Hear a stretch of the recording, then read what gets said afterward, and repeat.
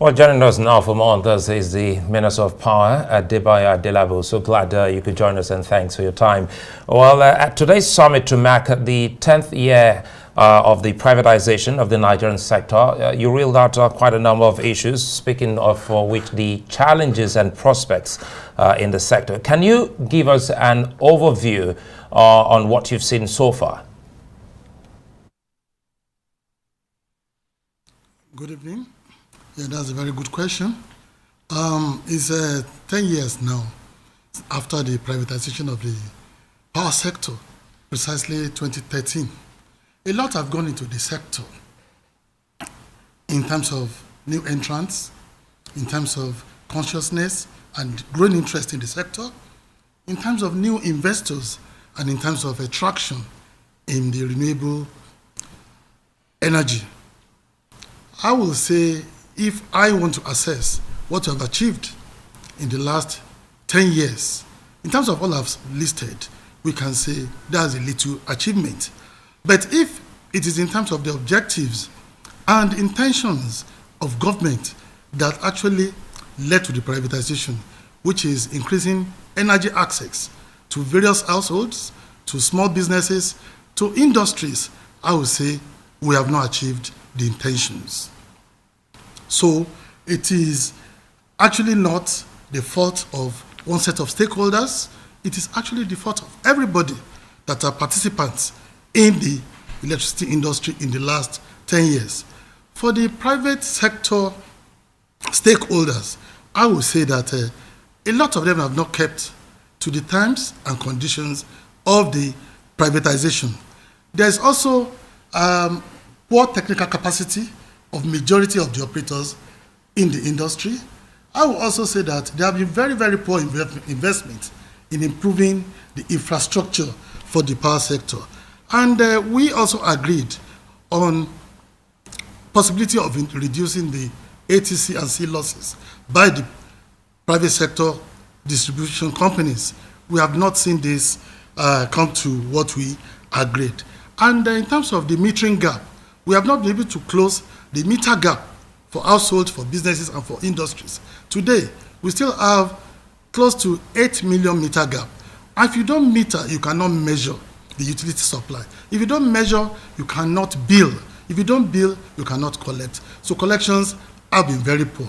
And the name of this game is about liquidity. If there's no liquidity into the system, almost all the sectoral stakeholders will suffer for this. It is not just the private sector stakeholders alone. The government too has not lived to expectation in terms of effecting a cost-reflective tariff that will actually bring in liquidity into this sector. In terms of provision of an effective and efficient transmission system, I will also say the government has not really lived up to expectation. There have been lots of investment into this, but I believe that these are the things that we need to sit down and have a serious conversation on how to work around what we have today to be able to achieve the objectives and intentions of privatization. Like I mentioned in the program, okay, if I may come in, sorry, apologies to butt in here. If I may butt in, thank you very much, Mr. Power Minister. I mean, it will be nice to know what exactly your strategy is going forward, because you seem to be re-echoing what Mr. President has said, that the privatization 10 years ago has actually failed completely. But at this point, we'd like to know what exactly is the status of the Presidential Power Initiative that was launched in 2019 under the Buhari administration? Thank you. The Presidential Power Initiative started precisely in 2018. That was about 5 years ago. We all know that the world is now a small village, and partnership, cooperation, and collaboration is the name of the game for nations to actually hold each other's hand for economic growth and industrial development, which is why we go into talks with the German government to support us technically to improve our power infrastructures in Nigeria, to increase energy access to household, businesses, and industries. And we agreed that it was going to be a three-phase project. Phase one was agreed to improve the country's transmission capacity from 5,000 to 7,000 megawatts. Phase 2 was to take it to 11,000 megawatts, while phase 3 was to take it to 25,000 megawatts over a period of 7 years. But we know that the project has suffered a lot of delay. Number one was the COVID-19 that delayed the project, and we also had political transition during this period. We had a lot of regulatory reforms with the signing to operation the Electricity Act of 2023. And there have been lots and lots of activities in terms of new investment into the sector in the last 5 years. So the situation is no longer the same as we had in 2018. So what we are doing is to actually have a holistic review of the entire scope of this project and try to amend it to suit the current situation. But I must mention that as part of these 3 phases of the project, we agreed on a pilot project that was to actually exhibit the impact of the government-to-government cooperation on Siemens project. The pilot project was to allow Siemens to bring into the country 10 power mobile substations and 10 power transformers to be installed to actually reduce the gap that we have in the transmission capacity. I'm happy to tell you that these 10 transformers have arrived the country. The 10 mobile substations have also arrived the country. The process of commissioning has started, and will soon start installations of this. I believe that by the time we are done with the installation of these 10 transformers and 10 mobile substations, we expect that it will improve our transmission capacity by 1,300 megawatts. Let me comment here. The project will be reviewed. Good. A good thing you're talking about transmission company. Sorry to butt in there. A good thing you're talking about transmission company. I also hear that the government also appreciates the fact that it also has failed in its own part. Now it brings us to transmission company. Especially more. We've seen a total of 46 grid collapse in the country since 2017 till 2022. Some of the discos have tried to see how they can upgrade some of those inherited facilities that they have so privatized. What's the government doing with the TCN to ensure that some of these key things, in addition to what you highlighted with Siemens, is being done with TCN? Okay, thank you. We know that the power sector is a value chain that has 3 segments: the generation segment, transmission segment, and the distribution segment. The first segment of generation has been fully privatized, while the last segment, distribution, has been fully privatized too. The only segment that the government has full control is the transmission segment. And I will agree with you that the transmission segment has witnessed a lot of collapse in the last 2 to 3 years, but I can tell you that before the collapse that we experienced last month, which was due to the fire outbreak in one of our major injection substations in Benin Kabi.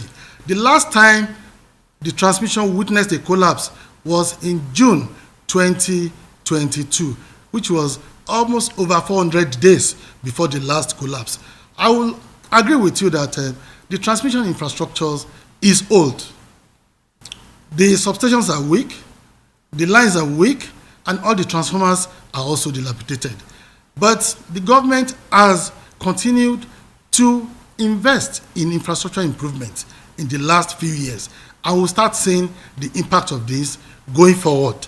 I'm not giving a 100% pass mark to the transmission grid, but with the government decision to use power to drive economic growth and industrial development, a lot of focus is going into improving these infrastructures, from constructing new 330 kV substations, 132 kV substations, and even changing powers. And you see that a number of investors have also come into this, even contractors with financing facilities to help us improve the transmission segment of the entire value chain.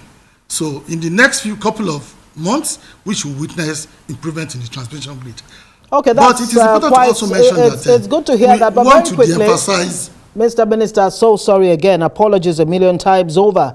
Still on the issue of the Presidential Power Initiative, some stakeholders say that the reason why it's been held up, the reason why there's this slow go as far as that's concerned, is because the government, the federal government, is not, playing its part in terms of counterpart funding. That the Siemens have actually, lived up to expectation on their part. What do you have to say to that? Oh, that is not entirely true.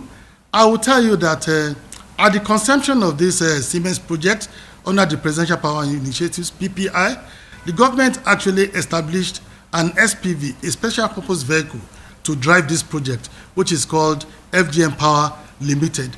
At the inception, this company was fully capitalized with the equity funding, counterparty funding from the federal government. But the issue is actually the delay that we experienced from COVID-19, putting together our internal structures and talks about the financing.